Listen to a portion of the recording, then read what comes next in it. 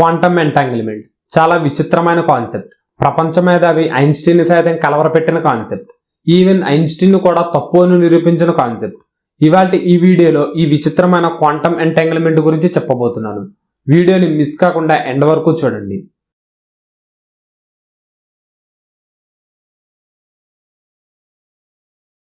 Quantum entanglement ఈ పదం ఎంతో మంది సైంటిస్టులకు ఒక చిక్కు ప్రశ్నగానే మిగిలిపోయింది. ఈ ఫినామినా ప్రకారం యూనివర్స్ లో ఉండే ఏవైనా రెండు సబాటమిక్ పార్టికల్స్ ని తీసుకుని వాటిని క్వాంటమ్ లెవెల్లో కనెక్ట్ చేసి విడదీసినా కూడా ఆ రెండు పార్టికల్స్ ఇంకా డీప్ గా కనెక్ట్ అయి ఉంటాయి. ఎంతలా అంటే ఆ రెండు పార్టికల్స్ మధ్య బిలియన్స్ ఆఫ్ లైట్ ఇయర్స్ దూరం ఉన్నా కూడా అవి కనెక్ట్ అయి ఉంటాయి. వినడానికి విచిత్రంగా ఉన్నా కూడా ఇదే నిజం. ఒకదానితో ఒకటి కనెక్టెడ్ గా ఉన్నాయని ఎలా చెప్పగలమంటే ఆ రెండు పార్టికల్స్ లో ఒక దాని పొజిషన్ చేంజ్ చేస్తే దాని ఇంపాక్ట్ కనెక్ట్ అయి ఉన్న సెకండ్ పార్టికల్ లో కూడా కనిపిస్తుంది. ఆ పార్టికల్ దగ్గరగా ఉన్నప్పుడు ఇలా జరిగాయంటే ఓకే, కానీ కొన్ని లక్షల లైట్ ఇయర్స్ దూరంలో ఉన్న రెండో పార్టికల్లో చేంజ్ కనిపించడం అనేది ఈ ఫినామినాని ఇంపార్టెంట్ ఆస్పెక్ట్ గా మార్చింది. కానీ అసలు ఇదంతా ఎలా జరుగుతుంది అనేది ఎవరు ఇప్పటివరకు కనిపెట్టలేకపోయారు.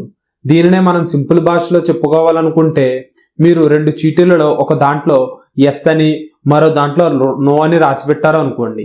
వాటిని షఫుల్ చేసి ఒక చీటీని అక్కడే ఉంచి రెండో చీటీని మీతో పాటు ఏదో ఫారిన్ కంట్రీకి తీసుకువెళ్ళి అక్కడ ఓపెన్ చేసి చూస్తే దానిలో ఎస్ అని ఉంటే ఇక్కడ మీరు విడిచి వెళ్ళిన చీటీలో నో అని ఉంది అని కన్ఫామ్ గా తెలుస్తుంది. రఫ్ గా ఇలాంటి ఐడియాలజీనే క్వాంటమ్ ఎంటాంగిల్మెంట్ లో కూడా ఇన్వాల్వ్ అయి ఉంది.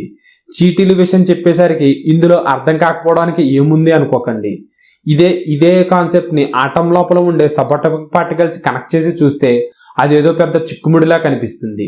అలాగే అనిపించింది ఐన్స్టీన్ కూడా. అందుకే దీనిని ఆయన స్పూకీ యాక్షన్ అట్ డిస్టెన్స్ అని పిలిచాడు. అయితే చాలా ఏళ్ల క్రితం మన కంటికి కనిపించే ప్రతి ఆబ్జెక్ట్ వెనుక ఉండే సైన్స్ ని ఐజాక్ న్యూటన్ తన థియరీస్ ద్వారా ఎక్స్ప్లెయిన్ చేశారు. వాటినే మనం క్లాసికల్ మెకానిక్స్ గా పిలుచుకుంటూ ఉంటాం. కానీ మన కంటికి కనిపించిన ఆబ్జెక్ట్స్ వెనుకున్న సైన్స్ ని ఎక్స్ప్లెయిన్ చేయడంలో ఈ క్లాసికల్ మెకానిక్స్ ఫెయిల్ అయ్యాయి.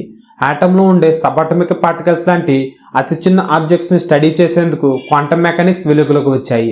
అయితే ఫార్ములా వరకో లేదా థియరీ వరకో ఎవరి ఎక్స్ప్లెనేషన్ వారు ఇవ్వగలిగారు. కానీ ఎక్స్పెరిమెంట్ చేశాక వారి ఆలోచనలు తారుమారు అయ్యేవి.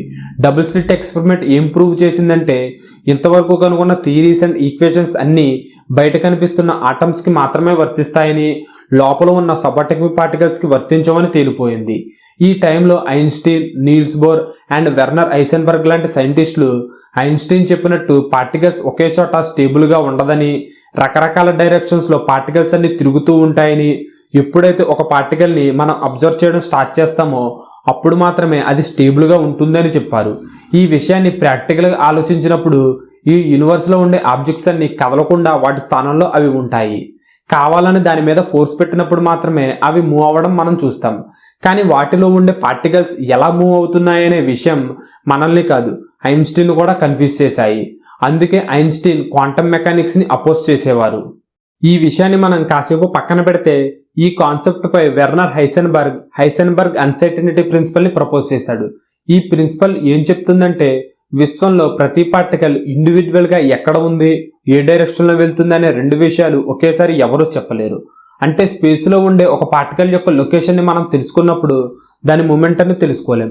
అలాగే దాని మొమెంటాన్ని తెలుసుకున్నప్పుడు దాని లొకేషన్ మనకు తెలియదు. ఇప్పుడు ఐన్స్టీన్ ఆ ప్రిన్సిపల్ ని రాంగ్ అని ప్రూవ్ చేద్దాం అనుకున్నాడు. ఇందుకోసం ఆయన ప్రొడాస్కీ అండ్ రోసన్ తో కలిసి 1935లో ఒక ఈపీఆర్ పారాడాక్స్ థియరీని చెప్పాడు. అదేంటంటే స్పేస్ లో ఉండే రెండు పార్టికల్స్ ని అటాచ్ చేసి మళ్ళీ వాటిని కాస్త దూరంలో విడదీసి అబ్జర్వ్ చేసినప్పుడు కనెక్ట్ అయిన ఆ రెండు పార్టికల్స్ ఒకే మొమెంటంలో ఉంటాయని, అలాంటప్పుడు ఒక దాని యొక్క మొమెంటాన్ని తెలుసుకుని మరో దాని యొక్క లొకేషన్ ని తెలుసుకున్నప్పుడు ఏ పార్టికల్ యొక్క లొకేషన్ మనకు తెలిసిందో దానితో కనెక్ట్ అయి ఉన్న మరో పార్టికల్ యొక్క మొమెంటం కూడా తెలిసిద్ది. కాబట్టి ఆ పార్టికల్ యొక్క లొకేషన్ అండ్ మొమెంటాన్ని మనం ఒకేసారి తెలుసుకోగలం. అలా ఐన్స్టీన్ హైసెన్బర్గ్ యొక్క అన్సర్టెనిటీ ప్రిన్సిపల్ ని వ్యతిరేకించారు. కానీ ఈ ప్రయత్నంలో పార్టికల్స్ మధ్య క్వాంటమ్ లెవెల్లో జరిగిన ఎంటాంగిల్మెంట్ ఐన్స్టీన్ మైండ్ ని బ్లాక్ అయ్యేలా చేసింది. ఒకసారి అటాచ్ చేసి వదిలేసిన రెండు పార్టికల్స్ మధ్య కొన్ని billions of light years distance ఉన్నప్పటికీ కూడా ఒక పార్టికల్లో జరిగే మార్పు దానితో కనెక్షన్ లో ఉన్న మరో పార్టికల్లో కూడా వచ్చే మార్పు కారణమవుతుంది. ఈ ఫినామినా వెనుక ఉన్న జరిగే మెకానిజం ని అర్థం చేసుకోవాలని ఐన్స్టీన్ దీనిని స్పూకీ యాక్షన్ అట్ డిస్టెన్స్ గా పేర్కొన్నాడు.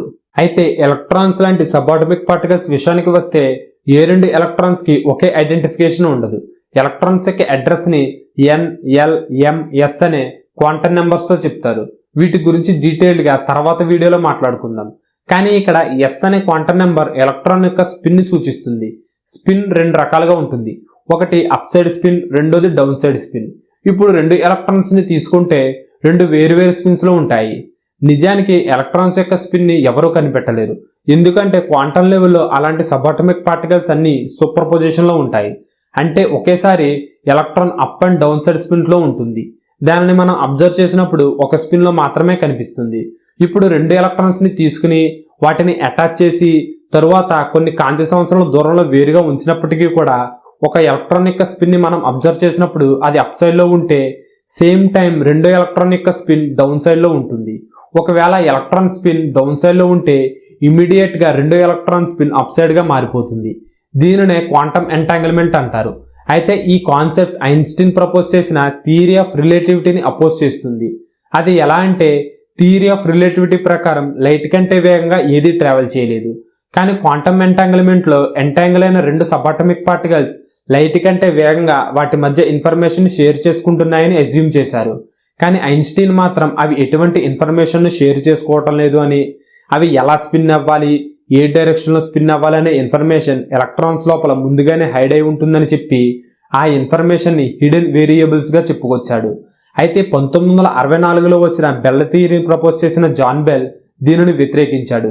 ఈ థియరీ ప్రకారం ఎంటాంగిల్మెంట్ లో ఉండే రెండు సబాటమిక్ పార్టికల్స్ దూరంలో ఉన్నప్పుడు అవి ఇన్ఫర్మేషన్ షేర్ చేసుకుని ఒక ఎలక్ట్రాన్ స్పిన్ కు ఆపోజిట్ గా ఇంకో ఎలక్ట్రాన్ స్పిన్ తక్షణమే మారుతుందని చెప్పారు.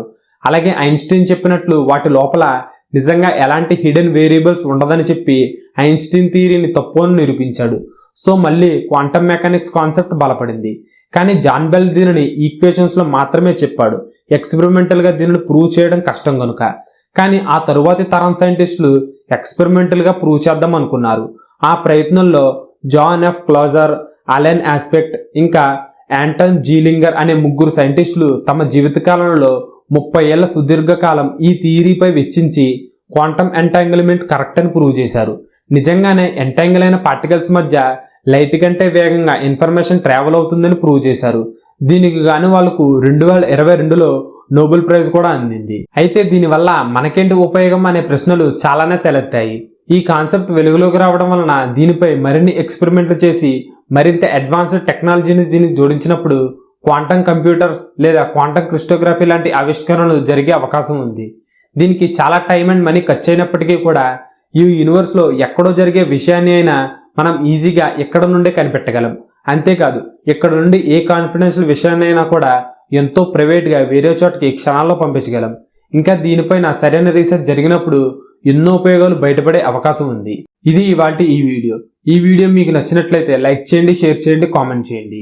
ఇప్పటి వరకు క్రేజీ మ్యాటర్స్ ఛానల్ని సబ్స్క్రైబ్ చేసుకోకపోతే ఇప్పుడే సబ్స్క్రైబ్ చేసుకుని పక్కనే ఉన్న బెల్ ఐకాన్ని యాక్టివేట్ చేసుకోండి.